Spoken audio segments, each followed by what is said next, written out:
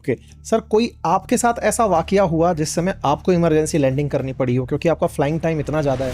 जी। उन तस्वीरों में वो अंडर कैरिएज लटकता हुआ हॉस्टल की छत पे दिखाई दिया है। इधर अनाउंसमेंट के बाद वो व्यक्ति क्या इमरजेंसी एग्जिट से निकला होगा? विदाउट व्हील उसको लैंड करना पड़ा था। उस विमान का कैप्टन मैं ही था। अब पायलट ने अपने आप को काम रखते हुए मेडे कॉल भी दिया है। उन्हें पता था कि जहाज जो है मेल फंक्शन कर रहा है, मेंटेनेंस इश्यूज होते हैं और हिंदुस्तान में तो ब्लंडर्स भी होते हैं। आप देखेंगे जो 9/11 हुआ था। और इस फ्लाइट के बारे में पुराना बैकग्राउंड है कि इसकी लिथियम आयन बैटरी में एक बार शिकायत आई थी। पूरी दुनिया भर में 3 महीने के लिए ड्रीम लाइनर्स को चलाना रोक दिया गया था। जो इटालियन अथॉरिटीज थी उन्होंने कहा साहब कि एक फेक कंपनी देखी जिसने कि 4800 फेक पार्ट्स, फेक सर्टिफिकेशंस उनके, उसको उन्होंने को बेच दिया। अगर इसके साथ ये प्रॉब्लम है तो जितने भी ड्रीम लाइनर्स उड़ रहे हैं इस समय, उनके लिए अपने आप में वाकई में एक चिंता का विषय है। हो सकता है कि डीजी से इन सभी जहाजों को ग्राउंड कर दे। मेंटेनेंस इश्यूज होते हैं और हिंदुस्तान में तो ब्लंडर्स भी होते हैं। एक विसल ब्लोअर थे, जो इंजीनियर थे उनके बोइंग कंपनी के, जिसने कहा था साहब कि इट्स ए टिकिंग बॉम्ब।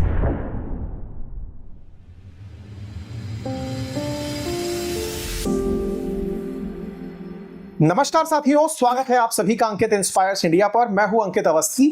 साथियों, देश में आज एक ऐसा वक्त है जिस समय हर कोई एक निराशा के भाव से गुजर रहा है। निराशाएं कई तरह से हम समस्त भारतीयों को घेरे हुए हैं। फिर चाहे पहलगाम में हुआ आतंकी हमला हो या फिर आरसीबी फैंस का भगदड़ में मर जाना हो, और हाल ही में जिस तरह से अहमदाबाद से लंदन जाती हुई फ्लाइट का अहमदाबाद में उड़ते ही 2 मिनट के अंदर क्रैश हो जाना हो, इन चीजों ने समस्त भारतीयों को स्तब्ध कर दिया है और सभी कहीं ना कहीं किसी प्रकार के दर्द से गुजर रहे हैं। इस गुजरते वक्त में जितने भी फ्लाई करने वाले लोग हैं, उनके जहन में उठता पहला सवाल यह है कि आफ्टर ऑल 2 मिनट में ऐसा क्या हुआ कि फ्लाइट इमरजेंसी बिना डिक्लेयर किए या फिर मेडे कॉल किया, उसको किसी ने रिसीव नहीं किया और वो क्रैश कर जाती है। जांच के पहलू में बहुत सी बातें छिपी हैं, लेकिन बड़ा प्रश्न यह है कि इतना दूर जाती हुई बोइंग की 14 साल से बिना किसी फेलियर के उड़ती ड्रीम लाइनर फ्लाइट 7878 ऐसे कौन से हादसे का शिकार हुई जिसके चलते तमाम सुरक्षा जांच के बावजूद भी विद इन 2 मिनट्स वो क्रैश हो जाती है। जांच बहुत सी विषयों पर होंगी, लेकिन आपके मन में जितने भी तरह के प्रश्न हैं, उनको आज समझने के लिए हमारे साथ हमारे स्टूडियो में मौजूद हैं कैप्टन केसरी सिंह राठौड़। आप गवर्नमेंट ऑफ राजस्थान में डायरेक्टर सिविल एविएशन कम चीफ पायलट रह चुके हैं। आपका फ्लाइंग टाइम 13,000 आवर्स से अधिक का है। आपने विभिन्न राज्य सरकारों के साथ इंक्लूडिंग उत्तर प्रदेश, उत्तराखंड, छत्तीसगढ़, तमाम राज्य सरकारों के साथ चीफ पायलट के रूप में अपनी सेवाएं दी हैं। आप डीजीसीए के एग्जामिनर और चीफ फ्लाइट इंस्ट्रक्टर रह चुके हैं और इंदिरा गांधी राष्ट्रीय उड़ान अकेडमी, जो कि मिनिस्ट्री ऑफ सिविल एविएशन के अधीन आती है, रायबरेली में है, वहां पर भी आप अपनी सेवाएं दे चुके हैं। और इस पूरी घटना से आपका संबंध तब और ज्यादा हो जाता है कि इस फ्लाइट को चलाने वाले पायलट सुमित सबरवाल भी आप ही के नेतृत्व में फ्लाइट का इंस्ट्रक्शन प्राप्त कर चुके हैं या फिर ट्रेनिंग प्राप्त कर चुके हैं। ऐसे में आज के सेशन में हम आप ही से समझने का प्रयास करेंगे कि क्या क्या किसी फ्लाइट की चुनौतियां होती हैं, क्या संभावनाएं होती हैं कि कोई फ्लाइट टेक ऑफ के कुछ ही मिनट बाद क्रैश हो सकती है, क्या पायलट की यहां पर कोई चूक हो सकती है, और पायलट को इस समय पर क्या सूझता है। आपके जितने भी प्रश्न हैं, उन प्रश्नों को मैं अपने साथ लेकर आया हूं और इन प्रश्नों को एक एक करके समझने का प्रयास करूंगा। स्वागत है राठौड़ साहब आपका। नमस्कार राठौड़ साहब, बहुत दुखद दिन है और एविएशन इंडस्ट्री में और विशेष रूप से आप जैसे जो पायलट्स हैं जिन्होंने इतना लंबे समय फ्लाइंग में बिताया है, जब ऐसे हादसों को आप देखते हैं तो पहली प्रतिक्रिया जहन में क्या आती है? पहली एक तो ये बहुत ही दुर्भाग्यपूर्ण है कि इतना सोफिस्टिकेटेड, इतना उच्चतम तकनीक से सुसज्जित एयरक्राफ्ट का ऐसे क्रैश हो जाना, एक बहुत ही, इवन हमारे जो एविएटर्स हैं, हमारी जो फर्टिलिटी है, उसके अंदर भी एक बहुत बड़ा हम एक ये सोच में पड़ गए हैं कि ये इस तरह कैसे हो सकता है। मैंने खुद ने इंटरनेशनल डोमेस्टिक फ्लाइट्स इस 787 में की है। ये बोइंग 787 है जो कि वाइट बॉडी एयरक्राफ्ट है जो कि लॉन्ग डिस्टेंसेस के लिए यूज लिया जाता है। और इसका इस तरह से क्रैश हो जाना एक बहुत बड़ा प्रश्न उठा देता है। और ये तो आने वाले वक्त में ही पता लगेगा, जब इन्वेस्टिगेशन इसका होगा उससे ही हमें मालूम चलेगा कि कारण क्या थे। लेकिन प्रथम दृष्टया जो है ये एक तकनीकी खामी का ही इसके ऊपर मैं कह सकूंगा कि तकनीकी खामी की वजह से ही या तो इंजन फेल हुआ है या जो टेक ऑफ थ्रस्ट है वो एयरक्राफ्ट को प्रॉपर नहीं मिल पाया, जिसकी वजह से एयरक्राफ्ट टेक ऑफ के बाद में क्रैश हो गया। सर हम आपसे ना कुछ आसान भाषा में, क्योंकि टेक ऑफ थ्रस्ट जैसे टेक्निकल शब्द मैं तकनीकी से हूं तो समझ पाता हूं, लेकिन बहुत से लोगों के लिए ये थोड़ा महत्वपूर्ण होगा समझना। इसे हम थोड़ा आसान करने का प्रयास करते हैं। जैसे हम किसी कार को जब चलाना शुरू करते हैं, कोई भी व्हीकल जो काइनेटिक एनर्जी से मूव हो रहा है, तो उसके अंदर हम कुछ चीजें शुरुआत में चेक करते हैं। गाड़ी के अंदर हम ब्रेक चेक कर लिए, क्लच चेक कर लिए, गाड़ी को उड़ा चलाने से पहले देख लिए कि स्टीयरिंग ठीक से वर्किंग है या नहीं। पायलट्स जब फ्लाइट को शुरू कर रहे होते हैं उससे पहले उनके डायस पर वो क्या चीज चेक करते हैं जिससे गुड टू गो साइन दिया जाता है? देखिए मेरा आपको मैं इसमें थोड़ा सा और बता देता हूं। मैं हर विमान के अंदर, हर एयरक्राफ्ट के अंदर एक चेकलिस्ट होती है जिसके हम SOP भी बोल सकते हैं, स्टैंडर्ड ऑपरेटिंग प्रोसीजर्स भी बोल सकते हैं। और हर पायलट जो है वो रिलीजियसली वो जहाज में जाने के बाद में उसके एक्सटर्नल और इंटरनल चेकलिस्ट जो होती है वो करता है। और ये होता है चैलेंज एंड कमांड के प्रोसेस में होता है। एक पायलट जो होता है, जैसे हम कहते हैं कि एक कप्तान होता है, कैप्टन होता है, दूसरा को पायलट होता है। जैसे कि हम लोग एविएशन में एक बोलते हैं हम लोग पायलट फ्लाइंग PF, एक जो को पायलट होता है पायलट मॉनिटरिंग बोलते हैं उसमें। तो ये लोग जो चेकलिस्ट होती है वो प्रिंटेड चेकलिस्ट होती है। और इस तरह के जो अत्याधुनिक तकनीक से सुसज्जित एयरक्राफ्टों के अंदर हमारे पास में डिस्प्ले होता है जिसमें कि चेकलिस्ट होती है और एक पायलट बोलता है और एक पायलट उसको चेक करता है। और ये एक्सटर्नल चेक्स करने के बाद में, प्री फ्लाइट चेक करने के बाद में, इंटरनल चेक जो होते हैं बिफोर स्टार्टिंग चेक्स होते हैं जो दोनों पायलट करते हैं। उसके बाद में आफ्टर इंजन को स्टार्ट करने के बाद होते हैं। बिफोर टैक्सी होते हैं, जब एयरक्राफ्ट एप्रन से जहाँ पार्किंग होती है जहाँ से यात्री लोग बैठते हैं, उसके बाद में उसको पुश बैक किया जाता है। उसके बाद में वो विमान जो है रनवे की तरफ चलता है, इसको हम टैक्सी वे बोलते हैं। तो उस वक्त भी इनके सारे जो कंट्रोल्स हैं उनको एक पूरी लिस्ट है, उसके तहत वो लोग जो है उसको करते हैं, उसकी रिकॉर्डिंग भी होती है। और यही जो है बिफोर टेक ऑफ भी चेक्स होते हैं सारे। तो सर टेक ऑफ की जो प्रोसेस है वो ऐसी क्या होती है जिसके चलते कहते हैं कि ये सबसे सावधानी बरतने वाली प्रक्रिया होती है? देखिए मैं आपको बताना चाहूँगा कि जितने भी दुनिया में जितने भी क्रैश हुए हैं, ज़्यादातर जो है टेक ऑफ या लैंडिंग के टाइम ही हुए हैं। अगर आप देखेंगे डाटास तो टेक ऑफ और लैंडिंग के टाइम ही ज़्यादातर क्रैश हुए हैं। और जहाँ तक आपको जो आप पूछना चाह रहे हैं, तो इसमें हर पायलट को वो इसकी चाहे वो इनिशियल ट्रेनिंग हो, चाहे इस तरह के विमान जो उड़ाते हैं उनकी साल में एक बार उनको सिमुलेटर्स पे जाना होता है और वहाँ पर सारी इमरजेंसी दी जाती है। उनको इमरजेंसी दी जाती है, उनका स्ट्रेस लेवल चेक किया जाता है। इंजन फेल हो गया, वेदर खराब हो गया, आपके ऑन बोर्ड पैसेंजर था उसको हार्ट अटैक आ गया, वो देखते हैं कि इस ऐसी सिचुएशंस के अंदर, ऐसी गंभीर परिस्थितियों में पायलट कैसे काम रह सकता है और पायलट किस तरह से एक्शन लेता है। तो ये तो एक एज एन एग्जामिनर, जो भारत सरकार का एग्जामिनर रूम है, तो हम हर जो चेक करते हैं जिसको हम लोग बोलते हैं प्रोफिशिएंसी चेक या हम लोग बोलते हैं इंस्ट्रूमेंट प्रोफिशिएंसी चेक, वो हम लोग हर पायलट का साल में एक बार होता है, 6 महीने में एक बार प्रोफिशिएंसी चेक होते हैं। उसके अंदर हम लोग ये देखते हैं कि जो जैसे कि टेक ऑफ से पहले जो हम लोग बोलते हैं कि जब जहाज रोल करना शुरू करता है टेक ऑफ के लिए, तो उससे पहले एक स्पीड होती है हमारी जिसको हम लोग बोलते हैं V1, that is your decision speed.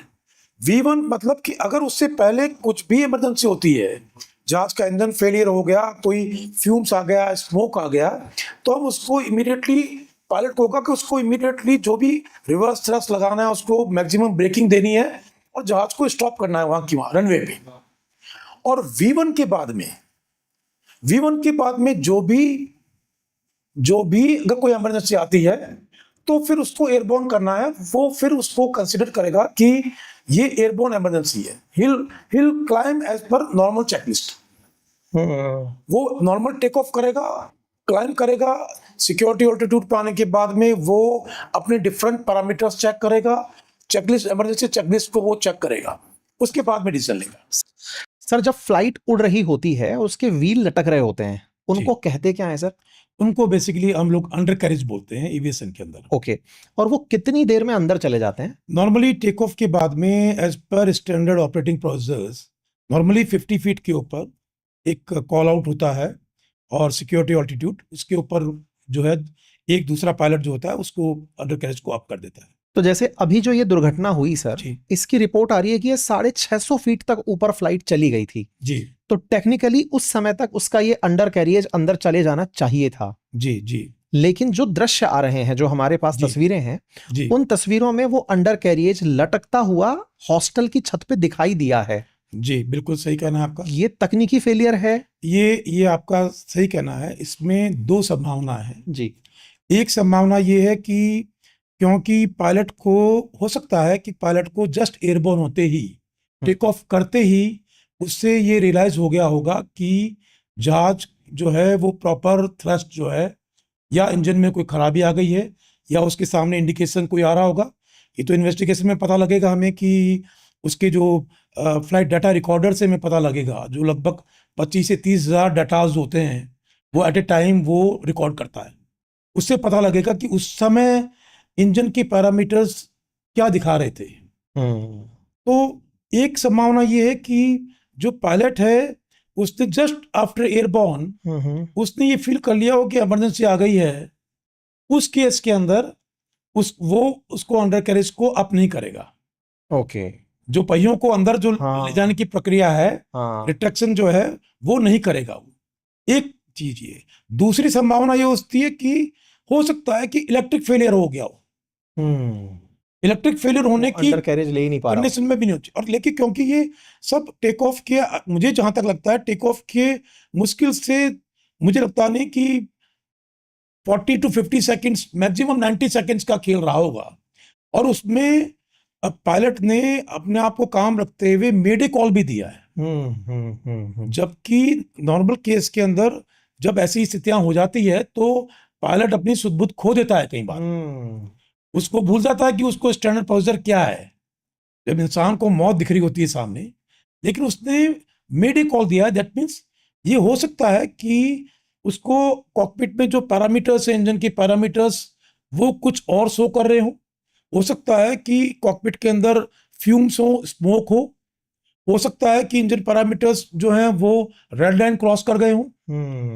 तो ये सभी, इनकी भी, ये सब एक इन्वेस्टिगेशन के बाद ही पता लगेगा। सर जैसे फ्लाइट उड़ी है और उड़ करके फिर वो नीचे की तरफ जाती हुई दिखी है, मतलब ये ऐसा लग रहा है कि उड़ रही थी और अचानक इंजन बंद हो गया है। जैसे होता है ना, गाड़ी गई और अब चल नहीं पा रही है, बंद हो गई, अब लुढ़क रही है। मुझे इसमें लगता है कि वापस वही संभावनाएं हैं कि एक संभावना ये होगी कि जस्ट आफ्टर टेक ऑफ, हाँ, और जहां वो जो बताते हैं कि 625 फीट तक गया है, तो जहां तक तो सब कुछ ठीक था। लेकिन हम ठीक इसलिए नहीं मान सकते क्योंकि अंडर कैरेज डाउन है। यस। अंडर कैरेज तो 50 फीट पे, 100 फीट पे, 200 फीट पे डिटेक्ट हो जाने चाहिए थे। लेकिन उन्होंने डिटेक्ट नहीं किए हैं। उसका ये रीजन हो सकता है कि उन्हें पता था कि जहाज जो है मेल फंक्शन कर रहा है, जहाज में कोई तकनीकी रूप पे बहुत बड़ी खराबी आ गई है, और वो अब उसी कंडीशन में ये हो सकता है। अब सर इसमें दो प्रश्न बनते हैं जी। जनरली हम लोग जो सुनते हैं कि फ्लाइट जब टेक ऑफ करने वाली होती है तो उसे सब तरह के सिक्योरिटी चेक से गुजारा जाता है। बिल्कुल। और विशेष रूप से जब कोई इतनी लंबी इंटरनेशनल फ्लाइट जा रही हो, जी, क्योंकि बहुत लंबा ट्रैवल उसे करना है, जी जी जी, तो ऐसे में तो सिक्योरिटी चेक्स और प्रायोरिटी पर किए जाते होंगे, ऐसा हम लोग मानते हैं। जी। तो सर क्या सिक्योरिटी चेक्स के बावजूद भी, आपके अनुभव से बताइए कि क्या ऐसा संभव है? देखिए, मेरा ये कहना है कि जैसे कि आपने बताया कि आप भी IITian हैं, ऐसा कोई भी मशीन आज की डेट में नहीं है। ट्रू। चाहे आप कितना भी एडवांसमेंट लेके आ जाइए, इवन स्पेस शिप्स भी जो थी आपको पता है कि वो भी क्रैश हुई हैं। होते हैं। तो यहाँ पर नो डाउट, यहाँ पर जो रेगुलेटरी अथॉरिटीज़ हैं, जो नियामक है, जिसे डीजीसी है, जो कि मिनिस्ट्री ऑफ सिविल एविएशन के अंडर में काम करते हैं। यहाँ पर हवाई जहाज का जो रखरखाव होता है, मेंटेनेंस होती है, वो मैन्युफैक्चरर, रेगुलेटर्स, उनके जो मेंटेनेंस प्रोग्राम्स होते हैं, उनके जो इंस्पेक्शन शेड्यूल्स होते हैं, उसके मुताबिक होती है। और हर एयरलाइन को, हर ऑपरेटर को, हर ऑर्गेनाइजेशन को वो या तो कैलेंडर पीरियड पे होता है या वो निश्चित घंटों के बाद में वो मेंटेनेंस होती है। कोई कंपोनेंट चेंज करना है, आपको कुछ भी करना है। यहाँ पर इंजीनियर्स होते हैं, जो कि फ्लाइट इंजीनियर्स होते हैं, जो कि जहाज को उड़ान के लिए रिलीज करते हैं एवरीडे। उसके अलावा पायलट जो होते हैं, वो जो उनके निर्धारित मापदंड हैं, उनके अनुसार वो चेकलिस्ट करते हैं पूरी, हर फ्लाइट से पहले।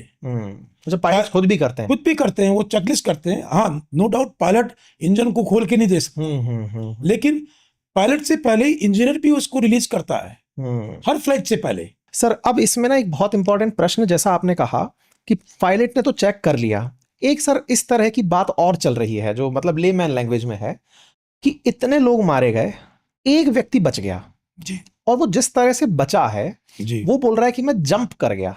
जी, 2 मिनट के टाइम में पायलट का खुद ये पहचानना कि मेडे आ गया है, उसने अपनी तरफ से अनाउंस किया मेडे मेडे मेडे। इधर अनाउंसमेंट के बाद वो व्यक्ति क्या इमरजेंसी एग्जिट से निकला होगा? बस ये क्यूरोसिटी है। ये देखिए, मेरे को ये पता नहीं है कि जहां तक संभव है कि वो जो बताते हैं कि 11A सीट हाँ, पे वो सीट नंबर बैठा 11A हुआ पर था सर वो। इस जहाज के अंदर जो ड्रीम लाइनर है 787, हाँ इसमें एक साइड में लगभग 4 से 5 एग्जिट, बिल्कुल। इमरजेंसी एग्जिट गेट्स हैं। हाँ हाँ तो संभवतः ये जो इसकी सीट जो होगी वो इमरजेंसी के बिल्कुल पास में होगी। बिल्कुल पास में है। 11A नंबर जो सीट है वो जी। बिल्कुल उसके पास में तो- है और ये है हमारे पास। क्योंकि मैंने ये देखा नहीं था, लेकिन मैं आपको एक जस्ट हाँ हाँ एक अनुभव के आधार पे बोल सकता हूँ। तो हो सकता है जहां उसको लगा कि जहां नॉर्मली जो लोग फ्रीक्वेंट फ्लायर हैं, हाँ जब सब कुछ नॉर्मल चल रहा ठीक है, लेकिन चाहे वो कुछ सेकंड्स की बात हो, जब उसको लगा होगा कि जहां टेक ऑफ के बाद में नीचे जा रहा है, तो नीचे जाने में जो कुछ समय, कुछ सेकंड्स का फर्क रहा हो, तो उस वक्त उसने कुछ एक्ट किया हो। और ये जितने भी इमरजेंसी गेट के पास बैठते हैं, आपने देखा होगा डोमेस्टिक फ्लाइट में सिखाते भी हैं। एयर होस्टेस जो है वो हमेशा आपको पूछती है कि साहब हाँ आप अंग्रेजी में सीखें, बोलेंगे, हाँ। समझते हैं, हिंदी में आपको पूरा प्रोसेस समझाया जाता है। हाँ हाँ तो हो सकता है कि इसने जो टेक ऑफ के बाद में जब जहाज सिंक करना शुरू किया होगा, हाँ हाँ हाँ उस वक्त इसको रियलाइज हुआ होगा कि तो मुझे क्या? कुछ करना चाहिए। एक तो पॉसिबिलिटी ये है। हाँ दूसरी पॉसिबिलिटी ये है कि जब वो हिट किया होगा हाँ और उस वक्त वो जहां बैठा है वो पोर्शन जो है वो ओपन एयर में आ गया होगा। हाँ ये भी एक हाँ। पॉसिबिलिटी है। क्योंकि इस पूरे सीन को देख के ऐसा लग रहा है सर, इसकी टेल वाला जो हिस्सा है वो जला नहीं है और बीच वाला जो हिस्सा है वो पूरी तरह मैं चूरा हो आपको चुका है। बताना चाहता हूं कि जितने भी एयर क्रैश हुए हैं दुनिया में अभी तक, हाँ हाँ एविएशन में जहाज के जितने भी जो सर्वाइवर्स हैं हाँ वो ज्यादातर टेल सेक्शन में बच जाते हैं। ओ, इसको टेल सेक्शन को हमेशा सबसे सेफेस्ट जगह माना जाता है। इसीलिए जो ब्लैक बॉक्स होता है वो ओ, ब्लैक बॉक्स हमेशा टेल में होता है, ओके। जिसमें कि कॉकपिट वॉइस रिकॉर्डर और कॉकपिट डाटा रिकॉर्डर, वो सब कुछ वो टेल में होता है, जो कि लगभग आप समझ लीजिए कि उसके अंदर इतना होता है कि पानी के अंदर चल जाएगा, उसको कुछ नहीं बिगड़ेगा। ऑरेंज कलर का होता है ब्लैक बॉक्स। और लगभग जहां तक मेरे को याद है कि 3000 डिग्री सेंटीग्रेड टेम्परेचर अगर हो गया, उसको भी वह सहन कर जाता है। तो इस केस में जो है, क्योंकि टेल पूरी इंटैक्ट है, तो टेल के अंदर आपको ब्लैक बॉक्स मिल जाएगा। आपको सारे इंजन के मैलफंक्शन अगर हुआ है, इंजन के पैरामीटर्स क्या थे, अंत समय के अंदर मेडे कॉल से लेकर के या टेक ऑफ से लेकर के जब तक वो हिट किया है ग्राउंड को, तब तक की जो पायलट और को पायलट के बीच में जो भी वार्ता हुई है, वो सब कुछ इन्वेस्टिगेशन एजेंसीज को बिल्कुल इंटैक्ट मिल जाएगा। सर क्या ये पॉसिबल है जी, कि इस व्यक्ति ने चलती फ्लाइट का गेट खोल दिया हो? बस मैं केवल क्यूरोसिटी बस पूछ रहा हूं कि चलती फ्लाइट का गेट खोल दिया, एयर भरी और पायलट नहीं समझ पाए कि क्या हो गया। मैं इसको रिलेट करता हूं, 3 इडियट करके एक मूवी है जी, जिसमें एक व्यक्ति गिरने का नाटक करता है कि मैं बीमार हो गया हूं, इमरजेंसी मेडिकल कॉल होती है और फ्लाइट लौट कर वापस आती है। जी, जी, इस व्यक्ति ने गेट खोल दिया हो और फ्लाइट के अंदर एकदम हवा भरी हो, क्योंकि इमरजेंसी गेट खुलते ही टर्बुलेंस आएगा, हालांकि दिख नहीं रहा है वीडियो में इतना दूर से। इस वजह से भी कुछ संभव है क्या? नहीं, पहली बात तो कोई भी व्यक्ति इतना बड़ा दुस्साहस नहीं करेगा, नंबर 1। नंबर 2, क्योंकि ये जहाज प्रेशराइज्ड है। प्रेशराइज्ड जहाज को उसका इमरजेंसी खोलना लगभग इम्पॉसिबल है। प्रेशराइज जहाज को आप उसका इमरजेंसी को खोल नहीं सकते जब तक वो प्रेशराइजेस को डीकम्प्रेस नहीं करेगा वो पायलट, तब तक उसको खोलना, मेरे जहां तक मेरी जानकारी है, इट्स इम्पॉसिबल। ओके, क्योंकि ये एक प्रश्न था जो कल चर्चा के दौरान निकल करके आया था। जी।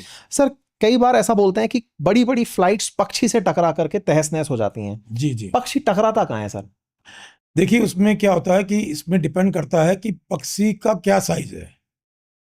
छोटे मोटे पक्षी का कुछ नहीं होता। इनके जब किसी भी विमान को या उसके इंजन में अगर आप देखेंगे, उनको काफी टेस्ट से गुजरना पड़ता है, और वहां पर उनके बाकायदा जब इंजन रन कर रहा होता है तो बर्ड जो होती है, डिफरेंट साइज की बर्ड जो है, वो रनिंग इंजन के अंदर टेस्ट फैसिलिटी में उनको उसमें डाला जाता है। अच्छा। जिससे कि देखा जा सके कि वो कितना जो डैमेज है वो इंजन में होगा या नहीं होगा।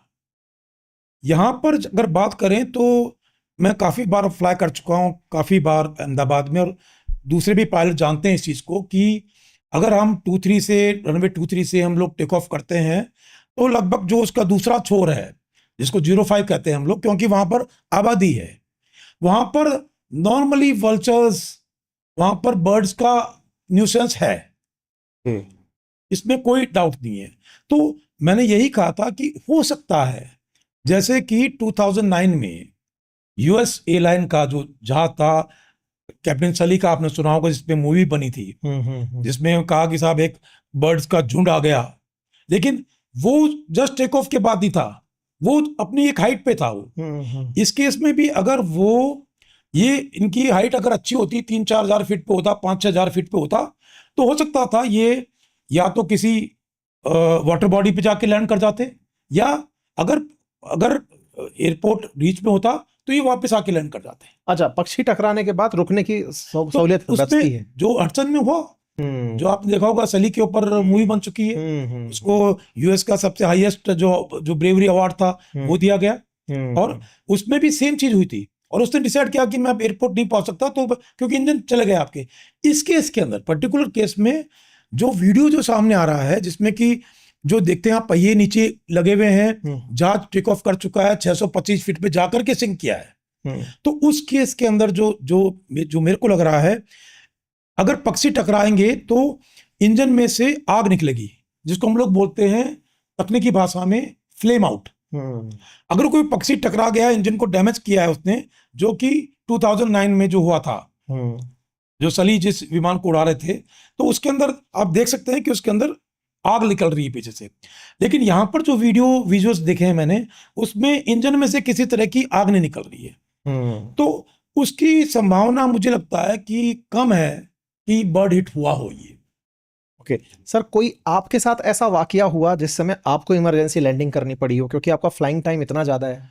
मेरा आपको याद होगा 6 मई 2021, हाँ, आपको याद होगा, सभी चैनल्स ने लगभग उसको कवर किया था।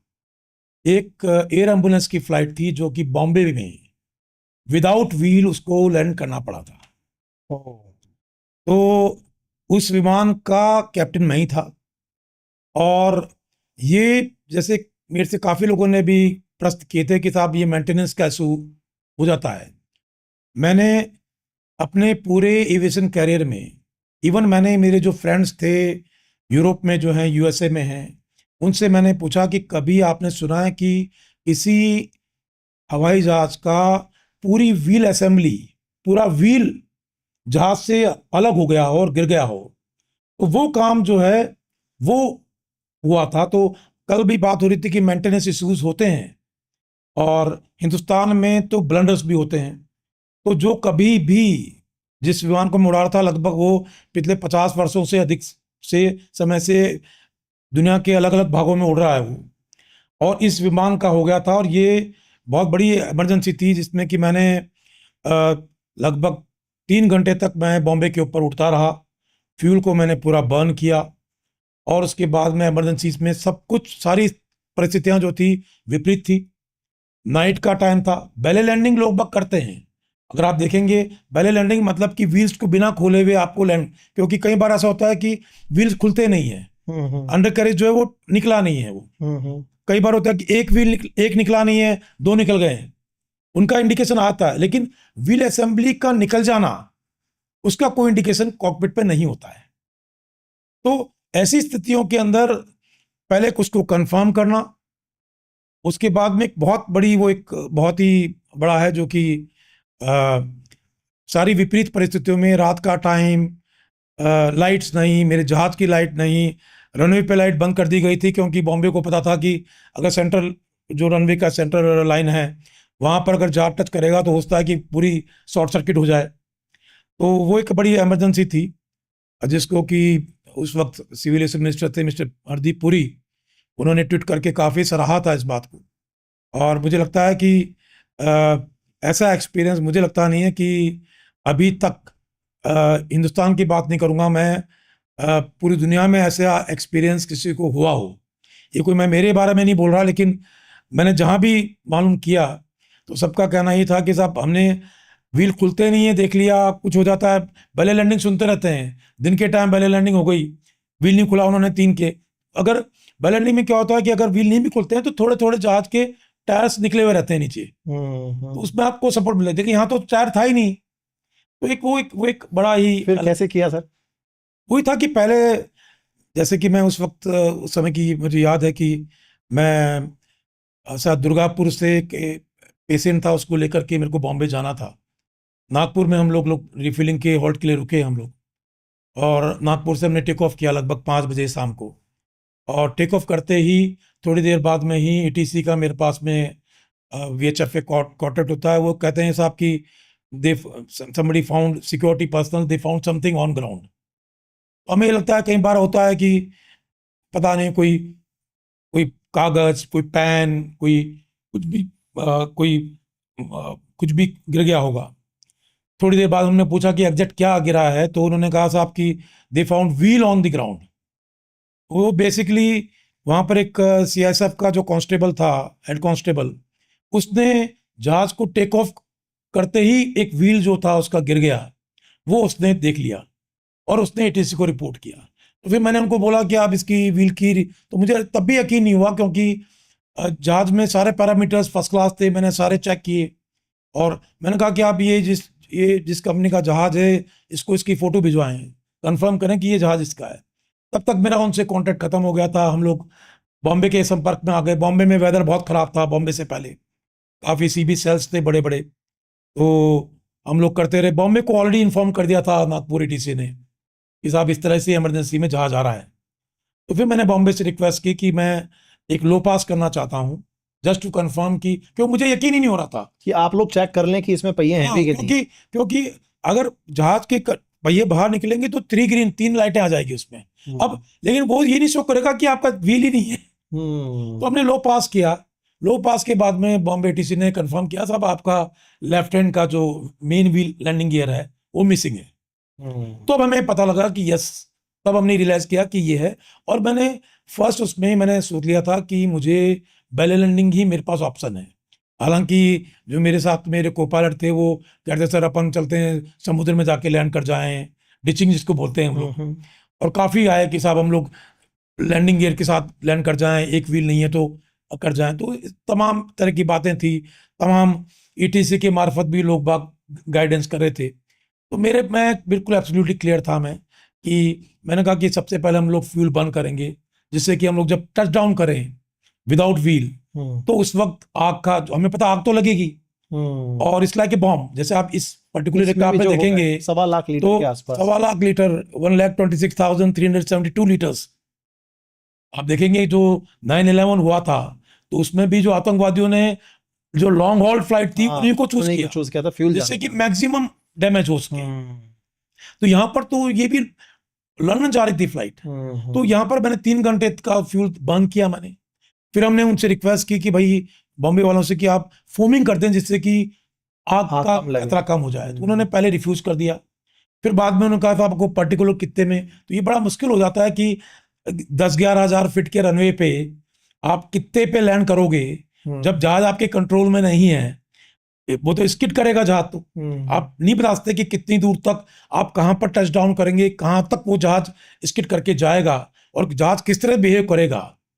तो भी जो भी हमारा एक्सपीरियंस था उससे मैंने उनको बताया साहब आप फर्स्ट 1000 फीट छोड़ करके इतने इतने उनको एक बताया मैंने कि यहाँ पर आप फोमिंग कर सकते हैं। फिर फोमिंग का भी था कि 15 मिनट की उसकी लाइफ होती है फोमिंग की। 15 मिनट के बाद में वो कुछ उसका कोई इफेक्टिवनेस रहती नहीं है।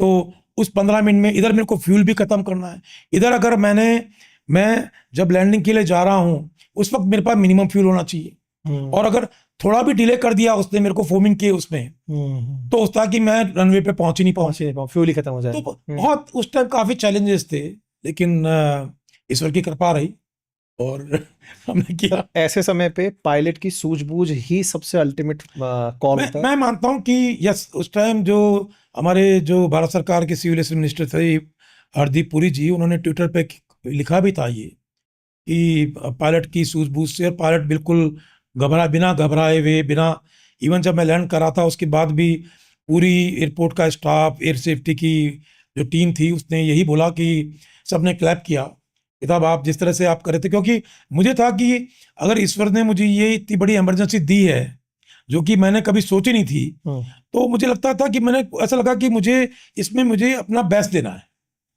बहुत बढ़िया सर, इसके लिए आपकी वाकई में तारीफ होनी चाहिए। मैं थोड़ा जब आपके बारे में रिसर्च कर रहा था सर जी, तो मुझे जानकारी लगी 2012 में भी आप तत्कालीन सीएम अशोक गहलोत जी के फ्लाइट के साथ थे जी, और उसकी भी इमरजेंसी लैंडिंग हुई थी। कुछ वाकया आप बताएंगे? नहीं उस वक्त जो है वो 2012 में मेरे साथ नहीं हुआ था वो। ओके। वो बेसिकली स्टेट हेलीकॉप्टर था, अच्छा। उसको रेस्क्यू मैंने किया था। हेलीकॉप्टर था जिसकी की रोटर ब्लेड जो थी उसका टिप जो है वो निकल गई थी। ओके। तो उससे उन्होंने वहां पर झुंझुनू के पास में उन्होंने एक ओपन फील्ड के ऊपर जाके उन्होंने लैंड किया था और फिर मैंने जाके उनको रेस्क्यू किया था। ओके जी, ओके ओके। अभी आपके लिए तो क्या है, बहुत ही नॉर्मल सी बातें हैं, लेकिन हम लोगों के लिए ये बहुत जी, काफ़ी क्यूरियस चीज़ें हैं। सर, पायलट ने मेडे कॉल किया 2 मिनट में, ऐसा उससे जो नज़र भी आया होगा जो आपने अभी जानकारी दी, क्या मेडे कॉल करने के अलावा कोई ऐसा विकल्प होता है पायलट के पास कि वो खुद, जैसे फाइटर जेट्स में होता है कि खुद से पुश करे और बाहर निकल के चला जाए, जी नहीं, जी नहीं, एग्जिट ऐसा बटन जैसे? अगर फाइटर में, क्योंकि वो अकेला होता है या उसके साथ में एक और होगा, हाँ दोनों इजेक्ट कर जाएंगे। हाँ यहाँ पर 300-500 पैसेंजर्स बैठे हुए हैं, हाँ। तो ऐसी फैसिलिटीज इन विमानों में नहीं होती है। ओके, क्योंकि ये मतलब क्योंकि हाँ अन्यथा तो ये होगा कि वो 10 घंटे की फ्लाइट है तो वो पहले ही कहीं उतर गया तो आपको पता लगेगा भी नहीं, तो ये संभावना नहीं होगी कि चला के और निकल गया जी कि चलो हम इसको अपने आप से जाने देते हैं। नहीं, एनीवे, सर एक चीज ना, सोशल मीडिया पर बहुत दावा हो रहा है एक व्यक्ति का कि वो इसी फ्लाइट से आया था, मतलब एक दिन पहले, और इस मतलब फ्लाइट में एसी और डिस्प्ले ये सब काम नहीं कर रहे थे प्रॉपर तरीके से। जी, अभी आपकी बातों से भी जब हमने जानकारी ली तो आपने कहा कि हो सकता है कि फ्लाइट जब उड़ी हो उसके बाद में कुछ फेलियर्स हो गए हो, इंजन चलना बंद हो गया हो। और इस फ्लाइट के बारे में, ड्रीम लाइनर के बारे में ही पुराना बैकग्राउंड है कि इसकी लिथियम आयन बैटरी में एक बार शिकायत आई थी। जी, 2 फ्लाइट्स इसीलिए डाउन हुई थी और पूरी दुनिया भर में 3 महीने के लिए ड्रीम लाइनर्स को चलाना रोक दिया गया था। बिल्कुल सही है। क्या पता सर, अब ये तो सब आने के बाद ही जांच का विषय है, लेकिन जिस तरह से वो यात्री बता रहा है कि इसकी फ्लाइट का एसी ठीक से नहीं चल रहा है, डिस्प्ले ठीक से नहीं चल रहे हैं, और ऐसी परिस्थिति फिर से उत्पन्न हो गई हो, क्या कहते हैं आप? क्योंकि बैटरी की भी अपनी एक लाइफ होती है, ये तो सब देखिए, कयास है। इससे पहले मैं तो आपको थोड़ी सी, आपको आपने वैसे सब कुछ आपने देखा होगा, आपने खुद ने भी आपने मालूम किया होगा इस जहाज के बारे में। ये बेसिकली बोइंग का एक ऐसा प्रोजेक्ट था। बोइंग बेसिकली अपने जो एक जंबो जेट प्लेन आता था 747, अगर आपको याद हो, और एक 757 था, बोइंग चाहता था, उनका रिप्लेसमेंट ढूंढ रहा था बोइंग। उसके लिए इन्होंने 2004 से इसके ऊपर काम करना शुरू कर दिया था और 2007 में इन्होंने मैन्युफैक्चर कर दिया था इस जहाज को, और इसकी फर्स्ट टेस्ट फ्लाइट 2009 में हुई। और आपको पता है कि उसके बाद में 2011 के अंदर ऑल निप्पन जो जापानीज जो एयरलाइन है उसने ऑर्डर दिए इसके, और 2013 के अंदर जो यूएसए का जो रेगुलेटरी अथॉरिटी है FAA, उन्होंने क्वालिटी के इश्यूज को देखते हुए बोइंग कंपनी में जो क्वालिटी कंट्रोल था उसके इश्यूज को देखते हुए इनकी पूरी फ्लीट को ग्राउंड कर दिया, जो आपने बताया भी, जो आपने भी कहीं से मालूम किया होगा। और वो ये था कि क्वालिटी आपकी ठीक नहीं है। इससे पहले जो आपने बताया 2010 के अंदर टेक्सास के अंदर इसकी इमरजेंसी लैंडिंग करानी पड़ी क्योंकि कॉकपिट के अंदर फ्यूम्स एंड स्मोक हो गया था, दैट मीन्स इलेक्ट्रिक फेलियर। और FAA ने यह भी माना था कि जो लिथियम बैटरी है उसकी डिजाइन में कोई कमी है, जिसको कि उन्होंने फिर बाद में ठीक कर लिया। अब आप बताएंगे कि जैसे कि हम बताएंगे कि अब ये एयर इंडिया के पास लगभग 30 एयरक्राफ्ट हैं और पूरे वर्ल्ड के अंदर जो लेटेस्ट जो डाटा है अप टू मई 1189 एयरक्राफ्ट इस वक्त फ्लाई कर रहे हैं। तो लगभग अपन देखें तो लगभग 15 साल पुराना जहाज मान लें इसको, लगभग 14 साल 14 से 15 साल हुआ है। अब इसमें कई चीजें हैं। अभी 2025 के अंदर जो इटालियन अथॉरिटीज थी उन्होंने कहा साहब कि एक फेक कंपनी देखी जिसने कि 4800 फेक पार्ट्स, फेक सर्टिफिकेशंस उनके, उसको उन्होंने को बेच दिया, वो किया। तो अब वो पार्ट कहाँ लगे, क्या उसका कुछ नहीं कहते। इससे पहले जब टाटाज ने इसको टेक ओवर किया, उससे पहले अगर आप देखेंगे तो एयर इंडिया की फ्लाइट्स के अंदर ज्यादातर लोग उसमें ट्रैवल करना कम पसंद करते थे, क्योंकि आप देखेंगे कभी साहब एयर फ्लाइट लेट हो गई है, साहब इमरजेंसी हो गई, कुछ स्नैक आ गया, तो ये काफी सुनने को मिलता रहा था। मेरे भी काफी स्टूडेंट्स भी, मेरे मित्र भी हैं, तो सब जने कहते थे भाई कि हाँ कुछ तो कुछ हो गया। लेकिन टाटाज ने जब से इसको टेक ओवर किया है तब से ये संभावना मुझे लगता है कम होनी चाहिए। लेकिन आप जो कह रहे हैं वो बात मुझे ऐसा लगता है कि जो कह रहे हैं सब AC काम नहीं कर रहा था, जो भी कर रहा था, एक विसल ब्लोअर थे, जो इंजीनियर थे उनके बोइंग कंपनी के, जिसने कहा था साहब कि इट्स ए टिकिंग बॉम्ब, वो कब ब्लास्ट करेगा पता नहीं है। तो हो सकता है कि कोई एक मैन्युफैक्चरिंग के अंदर इलेक्ट्रिक जो इसका जो डायग्राम है वहां पर कोई ऐसा कोई एक मेजर लूपहोल हो जहां पर जिसकी वजह से इसमें ये कुछ हो गया हो। मुझे इस बात को अगर इस तरह से रिलेट करना हो तो एक बात का और कयास बनता दिखता है, वो ये है कि एजिंग जो है वो सभी फ्लाइट्स की लगभग एक टाइम पर आने वाली है। मतलब ये 2014 में शायद इंडक्ट हुआ था एयर इंडिया के साथ, 2012 में हुआ था, 13वां साल है इसका। अगर इसके साथ ये टाइम हुआ है, जैसे होता है ना गाड़ी जनरली इतने किलोमीटर चल रही थी तो सर्विस मांग रही होती है या फिर कुछ ऐसा सिस्टम हो रहा होता है। कुछ फोन्स जब आप यूज कर लेते हैं तो वो अपने आप डेड होने की तरफ चल रहे होते हैं एज के बाद। अगर इसके साथ ये प्रॉब्लम है तो जितने भी ड्रीम लाइनर्स उड़ रहे हैं इस समय उनके लिए अपने आप में वाकई में एक चिंता का विषय है। बिल्कुल। और शायद यही सोच करके बोइंग का जो स्टॉक है कल गिरा भी था। बिल्कुल। और बोइंग का बाजार गिरना अपने आप में यूएस के लिए बड़ा सेटबैक भी था जी। तो हम उम्मीद करते हैं कि अभी सभी जगह पर सिक्योरिटी चेक्स बहुत अच्छे से हो जाएंगे ताकि भविष्य में ऐसी दुर्घटनाएं ना हो, क्योंकि मानते हैं कि बहुत कम एरर के साथ फ्लाइट्स उड़ती हैं, मतलब फ्रैक्शन ऑफ 1 के साथ ये फ्लाई करती हैं। बिल्कुल ठीक है सर। अंतिम सवाल सर जी, जब कोई यात्री सफर कर रहा हो, हालांकि उसके हाथ में फिर भी कुछ नहीं है, इंस्ट्रक्टर्स उसको सारी बातें बताते हैं अंदर जब क्रू बैठता है, फिर भी वो क्या चीज चेक कर ले अपनी सहूलियत के लिए कि वो सुरक्षित फ्लाई कर रहा है? कोई ऐसा जनरल गाइडेंस? मुझे लगता नहीं है कि इसके अंदर ऐसा कुछ है, क्योंकि अगर विमान उड़ रहा है, ऑपरेशनल है, वो आप निश्चिंत रहिए कि जो रेगुलेटरी अथॉरिटीज हैं वो आपसे ज्यादा चेक कर चुकी हैं, वो आपसे ज्यादा बहुत कुछ ज्यादा कर चुके हैं वो लोग। और उनका अभी भी आप देखिएगा इस केस में भी बोइंग कंपनी खुद करेगी, जो जहां पर ये यूएस के अंदर जहां बना है उसकी रेगुलेटरी अथॉरिटीज हैं, वो इसके अंदर पूरा इन्वेस्टिगेट करेंगे वो लोग। और अगर रिक्वायर्ड हुआ तो वो जितने भी जहाज उड़ रहे हैं इस वक्त, जैसे आपने बोइंग मैक्स का सुना होगा, वैसे ही हो सकता है कि DGCA इन सभी जहाजों को ग्राउंड कर दे जब तक कि इन्वेस्टिगेशन से कुछ निकल के नहीं आए। हम उम्मीद कर सकते हैं सर कि ब्लैक बॉक्स के बाद शायद बहुत सी गुत्थियां सुलझ जाएंगी, और अगर गुत्थियां सुलझती हैं तो इंसान के अंदर जो फ्लाइंग को लेकर डर उत्पन्न हुआ है संभवतया वो दूर होगा। इसी कामना के साथ आज के सेशन में इतना ही।